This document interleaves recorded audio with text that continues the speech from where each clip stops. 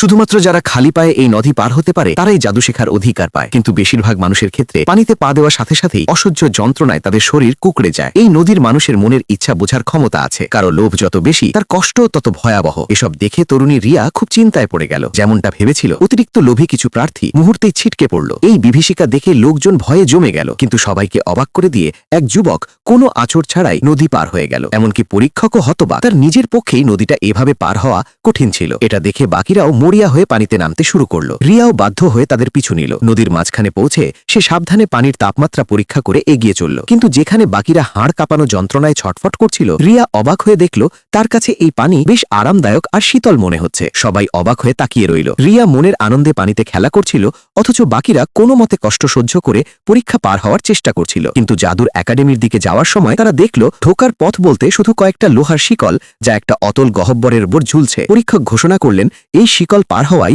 একাডেমিতে ঢোকার একমাত্র উপায়। সবাই ভয়ে কাঁপতে কাঁপতে একে অপরের দিকে তাকাতে লাগলো। কেউ একজন আগে যাওয়ার সাহস করছিল না। রিয়ার বন্ধু তার হাত ধরে একসাথে পার হওয়ার প্রস্তাব দিল, কিন্তু রিয়া উচ্চতায় ভীষণ ভয় পায়। তার পা কাঁপছিল। ভয়ে সে মাটিতে বসে পড়ল। বন্ধুটি অবজ্ঞার দৃষ্টিতে তাকে ফেলে একাই শিকলের উপর পা রাখল। ক্ষিপ্র গতিতে সে উড়ন্ত বুমেরাংগুলো এড়িয়ে নিরাপদে ওপারে পৌঁছে গেল। বেশিরভাগ মানুষ পার হয়ে যাওয়ার পর বন্ধুটি রিয়াকে দ্রুত আসার জন্য ডাকতে লাগলো। সাহস সঞ্চয় করে রিয়া শিকলে পা রাখল। ওপার থেকে বন্ধুটি তাকে উৎসাহ দিচ্ছিল, কিন্তু ঠিক তখনই সামনের দুজন ভারসাম্য হারিয়ে অতল গহ্বরে পড়ে গেল। রিয়া ভয়ে জমে গেল। এখন সে শিকলের উপর একা। ছায়ার আড়ালে লুকিয়ে থাকা এক লোক এই দৃশ্য দেখছিল।